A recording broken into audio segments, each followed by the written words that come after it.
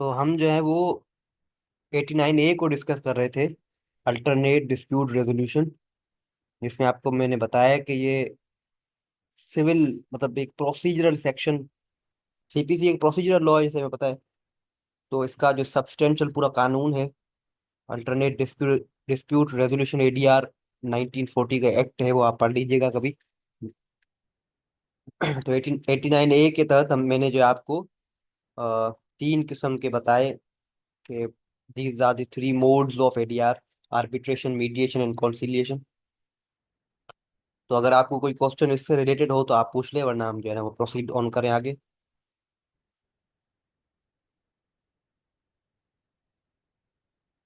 ठीक है। Section number 91 जो कि डील करता है पब्लिक न्यूसेंस से। कोई बताएगा मुझे कि पब्लिक न्यूसेंस क्या होता है? What do you understand about this?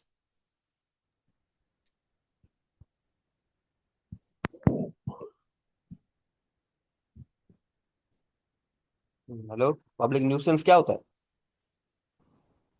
Public nuisance मेरे ख्याल से वो होता है जैसे अवाम की यानी जिम्मेदारी, जैसे कोई रिस्पॉन्सिबिलिटी होती है भाई, अवाम को नुकसान न पहुंचाया जाए, अवाम की जैसे शार-ए-आम हो उसको बंद करना पब्लिक न्यूसेंस में आ जाता है। ये जैसे मुशतरका चीजें होती है उनको रुकावट ना बनी जाए, मुख्तसर इस तरह है। सही है, बिल्कुल सही। एक होता है न्यूसेंस, दूसरा होता है पब्लिक न्यूसेंस। न्यूसेंस अगर टर्म आ जाए तो मतलब प्राइवेट पर्सन के अगेंस्ट न्यूसेंस हो रहा है। न्यूसेंस का मतलब होता है भाई कोई एनोयंस क्रिएट करना करना कोई किसी को बॉदर करना, ऑब्स्ट्रक्शन क्रिएट करना, किसी को तंग करना, सिंपली समझे। मैं किसी के जो ना वो क्या कर रहा हूँ कि मैंने एक एक बंदा जो है वो, एक छोटी सी गली है, मैंने उसको बंद कर दिया, एक बंदा वहां से गुजरता है, अब वो गुजर नहीं पा रहा, न्यूसेंस। अगर पूरे मेन रोड को बंद कर दूं, लोग सारे ना गुजर पाए, तो पब्लिक न्यूसेंस। एक मैं फैक्ट्री जो है ना वो शहर में खोल दूं और उस फैक्ट्री की वजह से, धुएं की वजह से लोग अफेक्ट हो रहे हो, पब्लिक न्यूसेंस। तो ये जो है ना पब्लिक, इस तरह के पब्लिक न्यूज। मेरा एक जानवर है, कुत्ता है एक बड़ा, जो है ना जर्मन शेपर्ड कुत्ता है।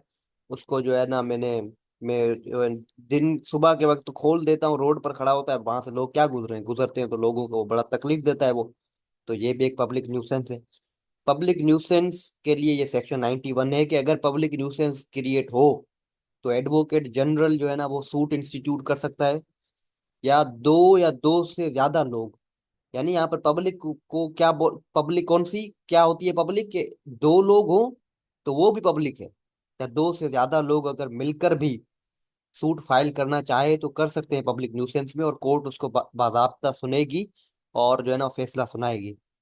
पब्लिक न्यूसेंस का पूरा एक चैप्टर मौजूद है क्रिमिनल प्रोसीजर कोड में भी, सीआरपीसी में, सेक्शन नंबर 133 ऑनवर्ड्स। ये जो सेक्शन है वो सीआरपीसी के, वो क्रिमिनल नेचर के पब्लिक न्यूसेंस के बारे में बताते हैं। है तो वही भी, वो भी पब्लिक न्यूसेंस ही, लेकिन वहां पर जो है ना वो पनिशमेंट वगैरह इस तरह के मामलात हैं।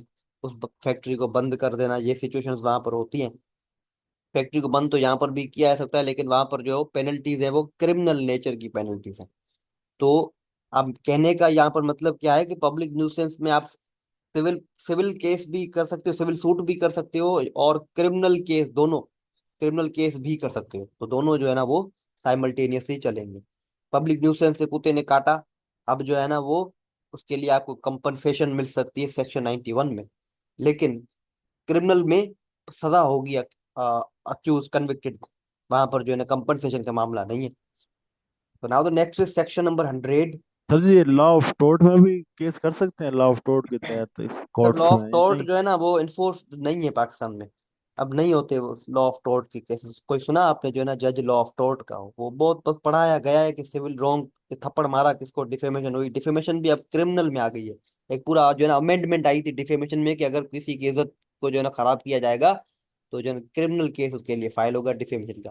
तो टॉर्ट जो है ना वो ऐसा समझो कि प्रैक्टिकली अब टॉर्ट के केसेस नहीं होते। जज साहब के सामने जाओगे ना, जज सबसे पहले तो बेइज्जती कर देगा कि थप्पड़ मारी हो तुम, केस लेकर यहाँ पर आए हो, हम तो फ्री बैठे हैं कि जो है ना इन मामलात को सुने। उसने तुम्हें लात मारी हो, तुम यहाँ पर भागे आए हो।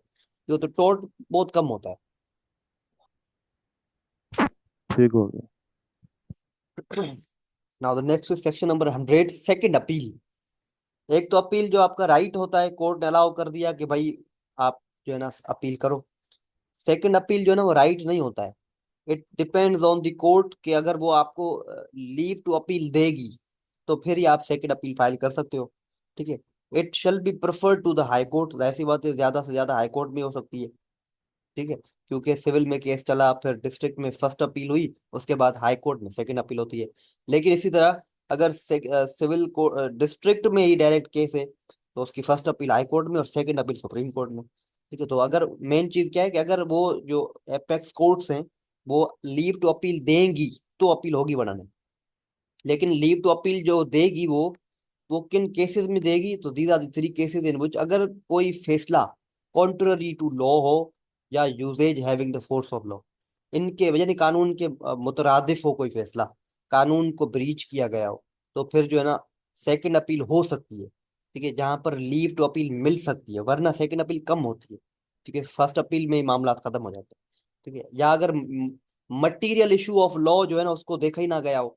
ठीक है। जुरिस्डिक्शन फॉर एग्जांपल, कोर्ट की जुरिस्डिक्शन ही नहीं थी और कोर्ट ने केस सुन लिया, तो यहाँ पर क्या हुआ है कि मटीरियल इशू ऑफ लॉ हुआ है। हालांकि कानून को उन्होंने जो है ना तोड़ा नहीं है, लेकिन लॉ को एग्जैक्टली फॉलो नहीं किया। इसी तरह अगर error in procedure of CPC, civil procedure code के किसी प्रोसीजर को फॉलो ना किया गया, फॉर एग्जांपल सबसे पहले तो समन जारी होने होते हैं ना, डिफेंडेंट को तुम समन तो दो, वो अपीयर हो, समन ही नहीं दिए गए यानी प्रोसीजर कोई फॉलो नहीं किया गया, तो this is an error in the procedure.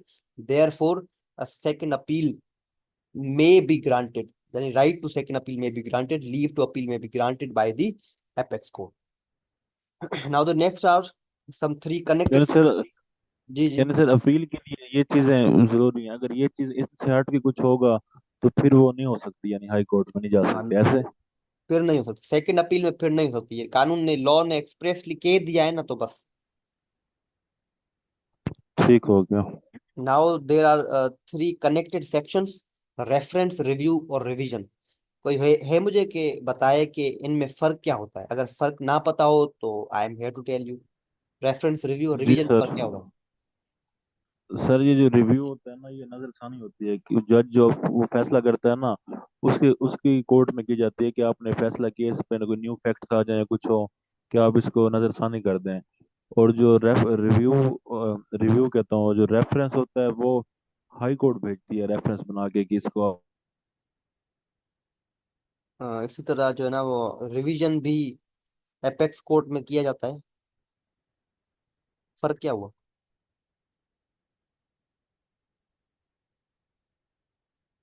चले मैं बताता हूँ। ठीक है, आप एट सम एक्सटेंट ठीक है, रिव्यू जो है ना वो उसी कोर्ट में होता है जिसने फैसला सुनाया।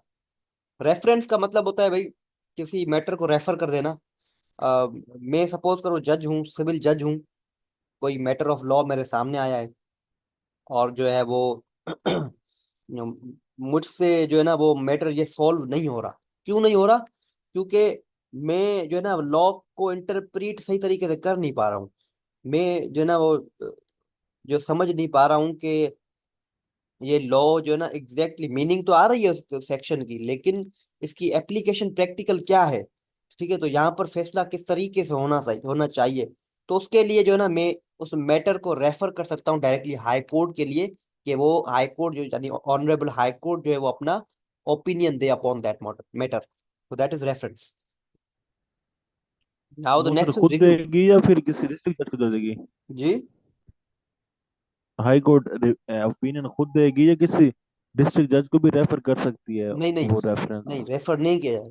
वो जो खुद मैटर देगी। है वो हाई कोर्ट खुद ही डिसाइड करेगी, क्योंकि हाई कोर्ट जो है ना वो कॉन्स्टिट्यूशनल कोर्ट है ना, तो इसके पास जी जी, जो है ना इसके इंटरप्रिटेशन ऑफ पास एक स्टैचू। प्रिविलेज्ड पावर है टू इंटरप्रीट अ लॉ।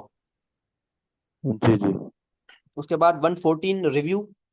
मैं सिविल जज हूँ, मैंने केस को डिसाइड किया, और अगर कोई बंदा एग्रीव्ड है यानी उस वो जो है ना वो is not satisfied with the decision I have made, तो फिर जो है ना वो रिव्यू कर सकता है। रिव्यू के लिए एप्लीकेशन देगा मुझे ही, मेरी कोर्ट में ही। ठीक है। तो मैं ही उसको रिव्यू करूंगा, कोई और उसके लिए जो what we can say apex forum में वो नहीं जाएगा। It shall file the application before me.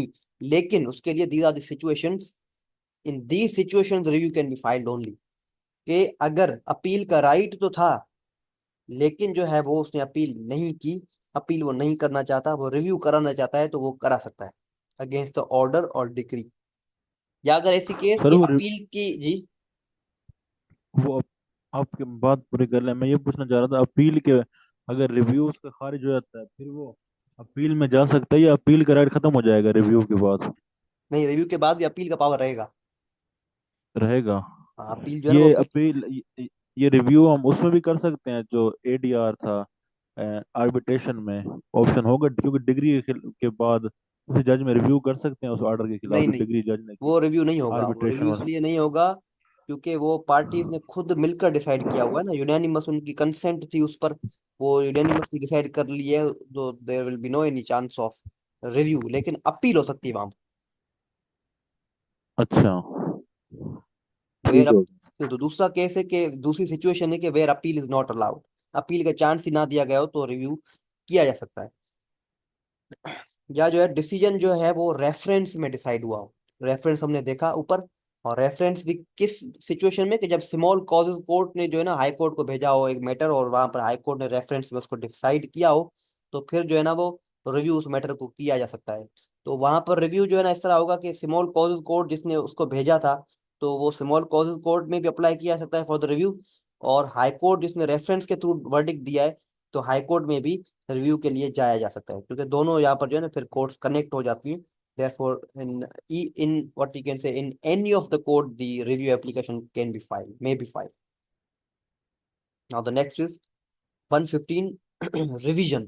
Revision का बस इतना समझें, ये रिवीजन होगी हायर कोर्ट में, ठीक है, हायर कोर्ट। हायर कोर्ट जो है ना वो सिर्फ हाई कोर्ट नहीं है, ठीक है, हायर कोर्ट जो एपलेट कोर्ट होती है वो भी एक हायर कोर्ट है। और रिवीजन होती है मैटर ऑफ लॉ पर, यहाँ पर फैक्ट के मामले नहीं होंगे, यानी कानूनन कोई गलती है तो जो है ना वो रिवीजन होती है, वरना नहीं। लेकिन कुछ सिचुएशंस यहाँ पर प्रोवाइडेड है, वो देख लेते हैं। देख सी में call record of matter revision where appeal is not allowed in following cases, ठीक है।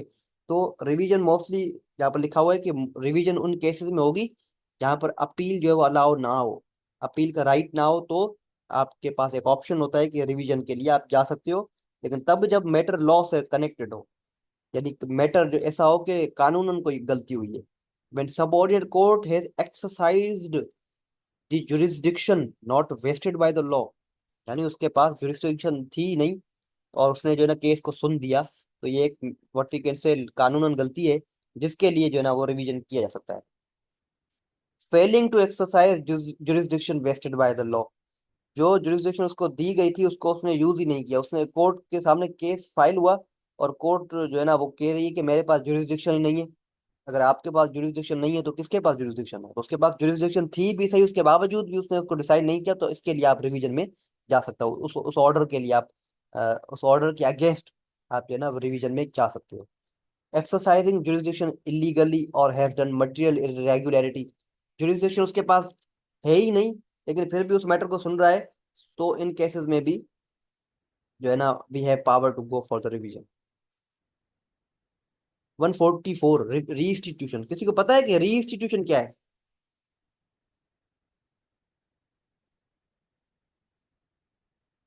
Hello, what is reinstitution? लिखा हुआ है, बोले पढ़ के बताएं।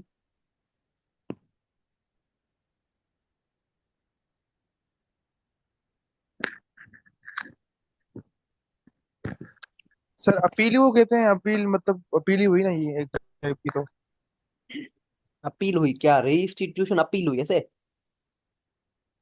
जैसे इसमें लिखा है कि इफ द ये रिवर्स्ड और वेरीड एनी पार्टी में फाइल एन एप्लीकेशन, तो अपील ही हुई ना एक टाइप की।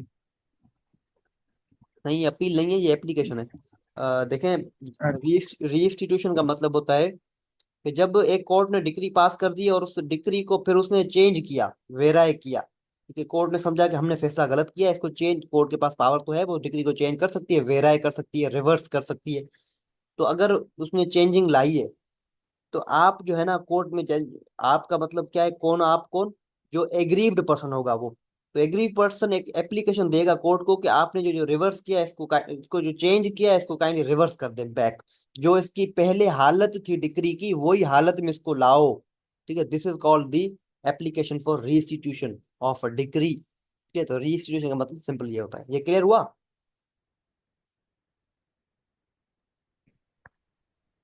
जी सर। ये क्लियर हो गया? जी।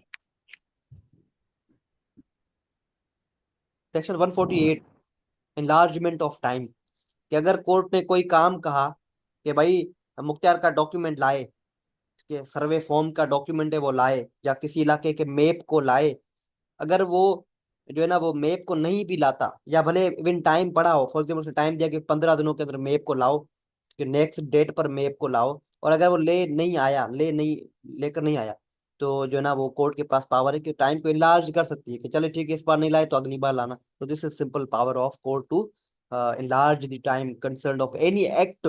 बट वो एक्ट जो है ना वो अंडर दिस कोड होना चाहिए, ऐसा नहीं है कि जज साहब ने अपनी मर्जी चलाई।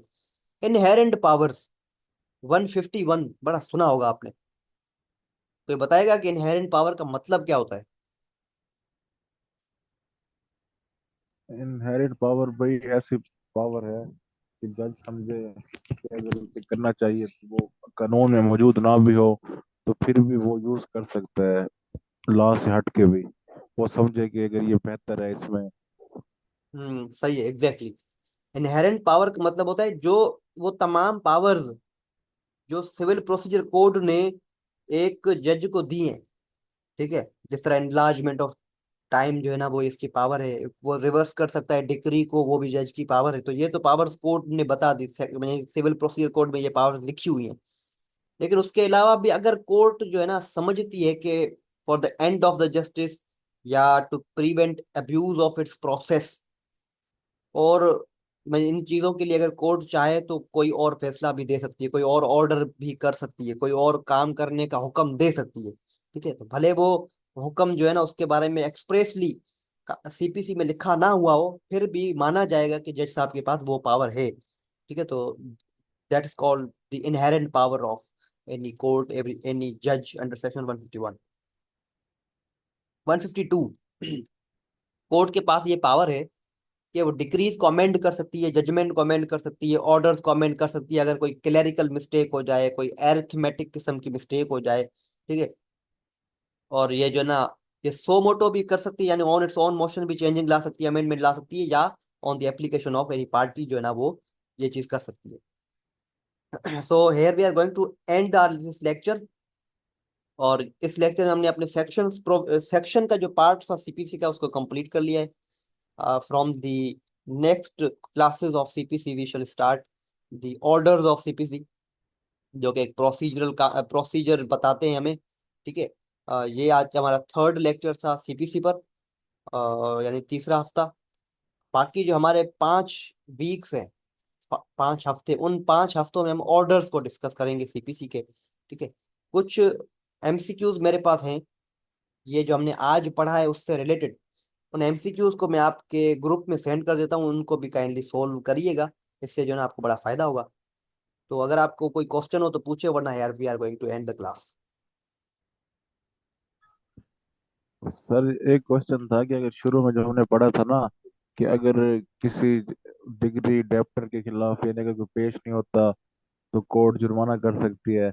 तो बाजू का जो कोर्ट दूसरे को सुने बगैर भी फैसला दे देती है, जी जैसे जी जी। फैमिली केसेस में जैसे सर कोर्ट दूसरे फ्रीक को सुने बगैर भी फैसला दे देती है एक्स पार्टी प्रोसीडिंग्स में।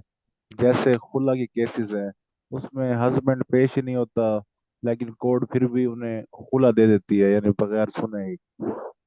तो ये फिर उसके खिलाफ नहीं है भाई, बगैर सुने किस तरह दे सकती है? नहीं फिर इस पे कोस्ट का मामला कहाँ है? आपने कोस्ट से पूछा कंसर्न सवाल, और फिर जो है ना वो आप वहां पर चले गए। नहीं कोर्स नहीं, मैंने कहा डिग्री जैसे डेप्टर होता है या फिर इस तरह जैसे उसके ऊपर लेबिलिटी आती है तो वो मैं एक्स पार्टी का वो कह रहा था, वही पूछना चाह रहा था मैं। हाँ, तो एक्स पार्टी करना पावर है जज साहब की, वो कर सकता है। अगर जो है ना वो ऑपोजिट पार्टी अपीयर नहीं होती, जैसे हम डिफेंडेंट कहते हैं, अगर वो अपीयर नहीं होगा, ठीक है, मोस्टली जो है ना 3 चांसेस उसे दिए जाते हैं, अगर 3 चांसेस तक वो नहीं अपीयर होता कोर्ट में, तो वो डिफॉल्ट पर है। तो उसके लिए कोर्ट के पास ये पावर है कि वो एक्स पार्टी जो है ना वो केस को डिसाइड कर सकती है। इवन ये भी है कि अगर प्लेंटिफ ही अपीयर ना हो, उसको भी 3 चांसेस दिए जाएंगे, और अगर वो प्लेंटिफ भी अपीयर नहीं होता, तो फिर उस सूट को डिसमिस किया जा सकता है, ठीक है। तो ये भी हो सकता है, तो ये पावर्स है कोर्ट की, कोर्ट कैन डू दैट। अगर एक्स पार्टी हो जाए तो उसके बाद दोबारा रिस्टोरेशन हो सकता है दावा, या उसके फैसले के खिलाफ कुछ हो सकता है, हाँ हाँ, या हो खत्म सकता है, हो? हो सकता है। रीइंस्टीट्यूशन की एप्लीकेशन, इसीलिए ये सेक्शन प्रोवाइडेड है ना। तो रीइंस्टीट्यूट भी उसको जो है ना किया जा सकता है। केस के बाद भी, फैसले के बाद भी? हाँ, तो किया जा सकता है बिल्कुल। एप्लीकेशन एप्लीकेशन जो है ना वो हजारों दी जाती है हर मामलात में। फिर कोर्ट की मर्जी है, उसको सुने ना सुने, इट्स ऑन कोर्ट। ये बाउंड नहीं है कोर्ट कि उनको सुने। सही, ठीक हो गया sir. Thank you sir, here we are going to end the class. Thank you, खुदा हाफिज़, अस्सलाम वालेकुम, मैं गॉड ब्लेस यू। अल्लाह हाफिज। अल्लाह हाफिज।